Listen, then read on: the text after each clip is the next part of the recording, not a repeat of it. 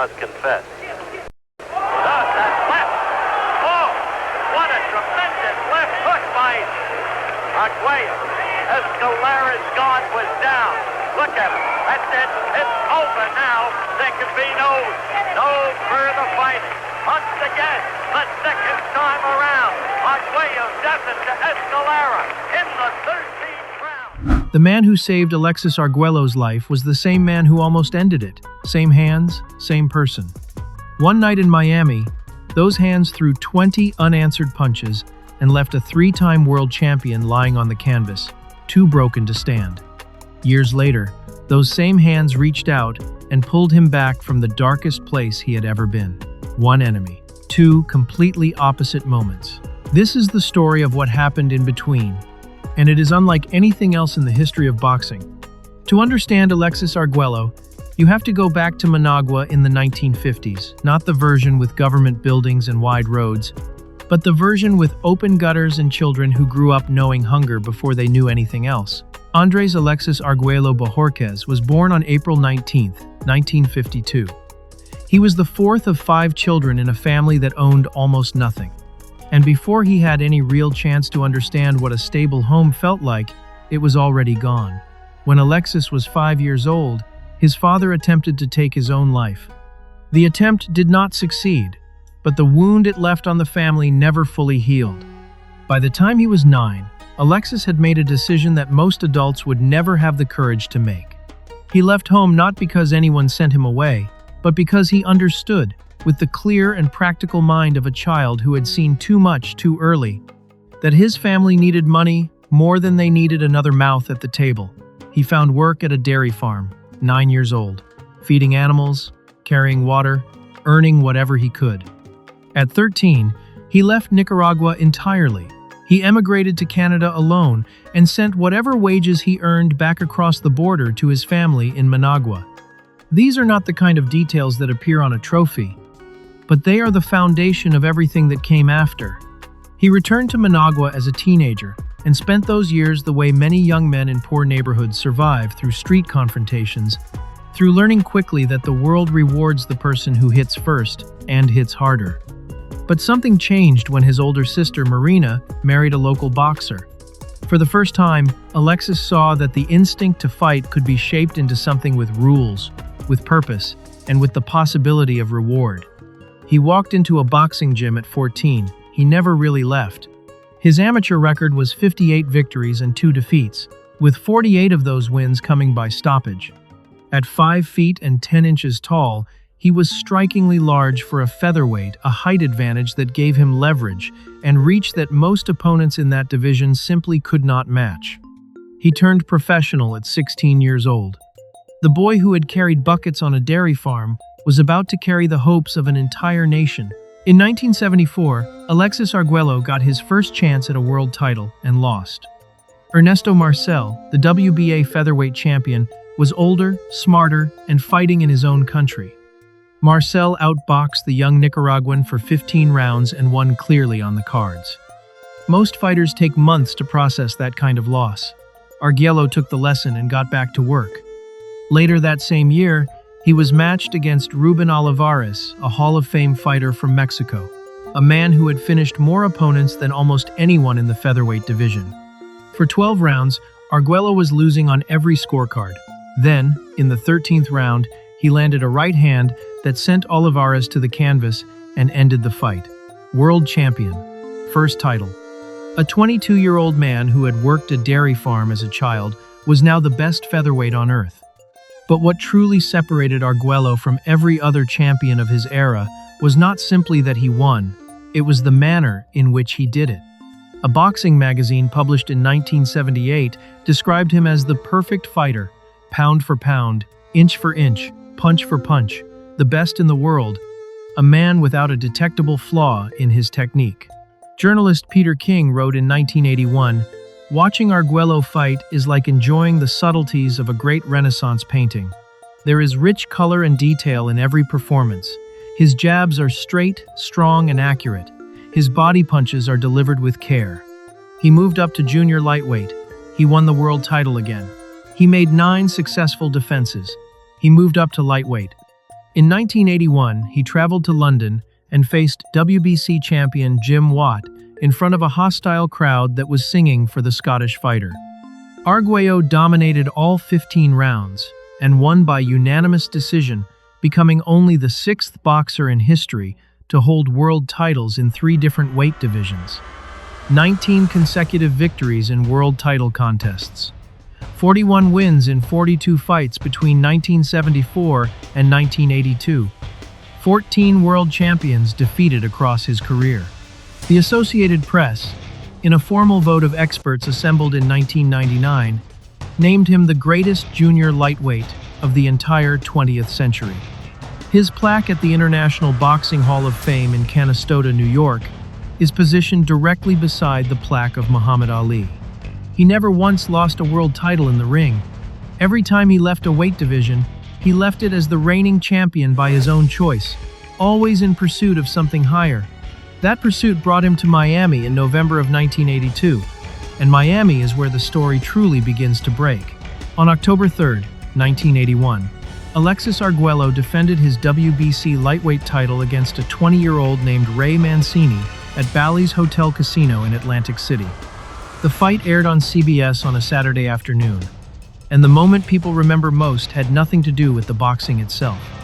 Ray Mancini carried a story into that ring.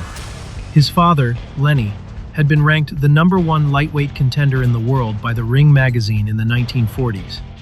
But before he could fight for the title, the war came. Lenny was wounded in combat. He came home and never fully recovered. His chance at a world championship was lost. Ray grew up with one mission: win the title his father deserved and never received. Lenny Mancini sat at ringside that night in a wheelchair. He had undergone open heart surgery 3 weeks earlier. For 13 rounds, Mancini pushed Arguello harder than almost anyone had managed. He was relentless and refused to stop coming forward. But in the 14th round, Arguello landed a combination that put the challenger on the canvas a second time, and the referee stopped the fight. What followed is why the name Gentleman of the Ring still belongs to Alexis Arguello. He crossed the ring and embraced Mancini. He ruffled the young man's hair the way an older brother would. He told him, "You do not have to be sorry. This is a better experience than any fight you have ever had. You will be better for this." At the press conference, when asked about Lenny Mancini in his wheelchair at ringside, Arguello said quietly, "After the fight, I saw Mancini's father and I felt bad. But it is my job." He said it like a man apologizing for something he had no choice but to do. Then, on live television, he told the CBS audience he would do anything to help Lenny Mancini, still recovering from surgery. The hardest puncher in his division, and he spent the minutes after victory making sure a young man and his father knew that a defeat is not the same thing as failure. Have you ever seen a champion behave like this? Leave your thoughts below, because what comes next will change the way you see everything you just heard. November 12, 1982. The Orange Bowl in Miami, Florida. 23,000 people packed around a single boxing ring under the open night sky. In one corner, Alexis Arguello, 30 years old, 72 wins and 5 losses, 3 world titles, 19 consecutive championship victories. The heavy favorite. In the other corner, Aaron Pryor, WBA junior welterweight champion, 27 years old, undefeated in 31 fights. Where Arguello was precise and measured, Pryor was something closer to a force of weather. He threw combinations in volumes that most fighters could not sustain, from the opening second to the final bell. Arguello was chasing history. A win would make him the first boxer ever to hold world titles in 4 separate weight divisions. The first round alone saw both men land more than 200 combined punches. Promoter Bob Arum said afterward, "It was like a miniature version of the Thrilla in Manila. It went one way, then the other. I will never forget it as long as I live." Arguello controlled rounds 9 through 11. In the 13th, he landed the hardest single punch of the entire fight, a right hand that sent Pryor stumbling. The crowd rose. The moment seemed to be arriving. Then, between the 13th and 14th rounds, Pryor's trainer, Panama Lewis, reached past the water bottle used all evening and called for a second, unused bottle. He told his assistant, clearly enough for the HBO microphones to capture, "Not that one. Give me the other one. The one I mixed." Those words went out live into millions of homes. Pryor stepped out for the 14th round with energy that did not match the fight he had just been through. He landed close to 20 unanswered blows. Arguello, proud and exhausted, refused to go down. He stood and absorbed every punch until the referee intervened. Then Arguello collapsed to the canvas and lay still for several long minutes. His corner feared the worst. Years later, he admitted the truth. He had not been unconscious. He had chosen to stay down because the weight of that loss was too great to stand under in front of 23,000 people.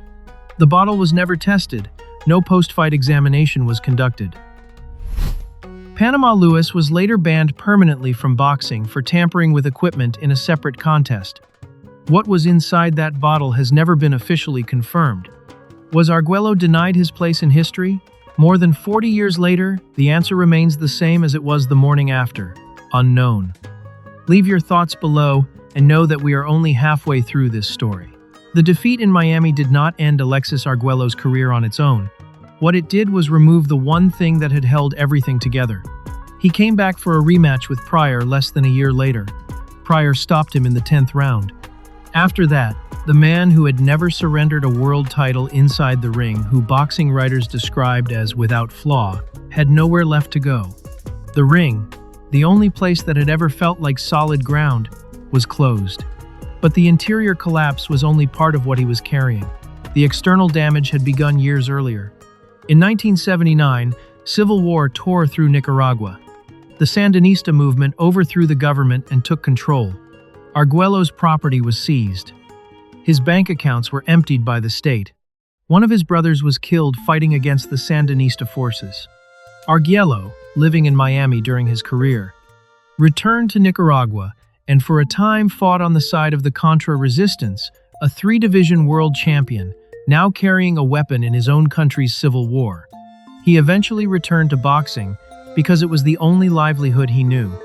But when the career finally ended, when the crowds were gone and the structure of competition disappeared, there was nothing left to contain the accumulated weight of everything he had lived through.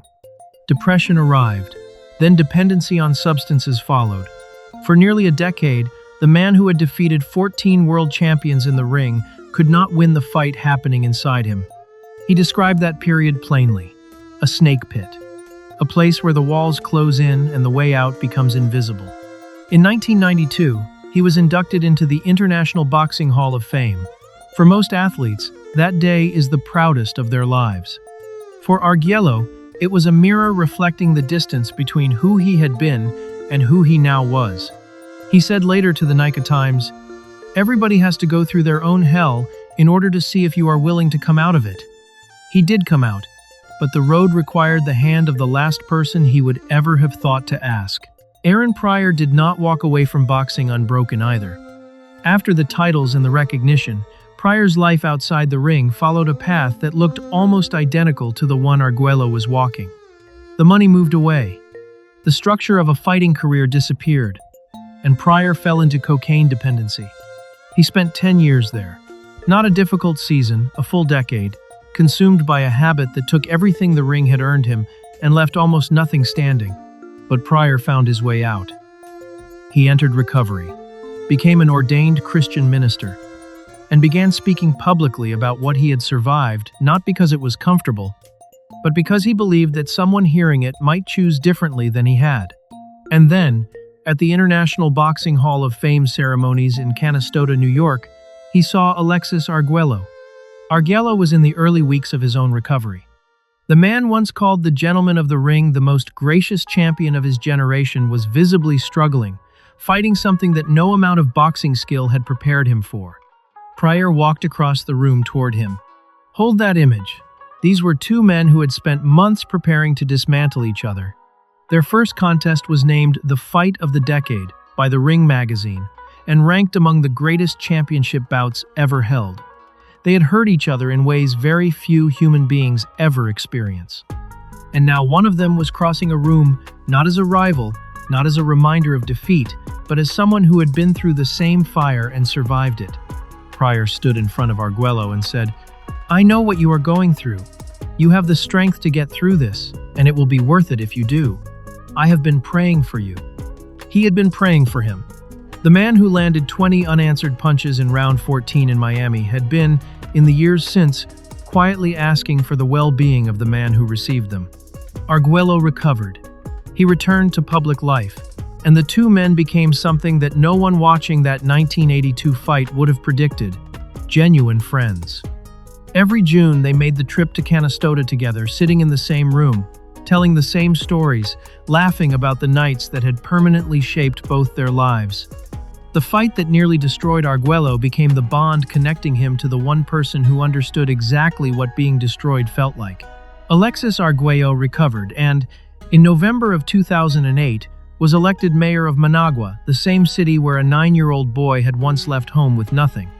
It was supposed to be the final chapter of a redemption story. But politics, he once told a reporter, is not a gentleman's sport. He called the office a snake pit and said plainly, "Politicians are a bunch of crooks." He was widely seen as a recognizable face placed in office by people who needed public trust he could provide. His honesty, which had made him beloved in the ring, made him inconvenient in that world. Then came the evening he pointed his finger at his own head in front of a reporter and showed exactly how he imagined it might end. On July 1st, 2009, Arguello was found at his home with a gunshot wound to the chest. He was 57. The authorities declared it a suicide. His children disagreed. The president of the World Boxing Council publicly questioned whether the circumstances of the wound matched that conclusion. A note circulating online attributed to him but never confirmed ended with, "Do not be fooled by those who have fooled me."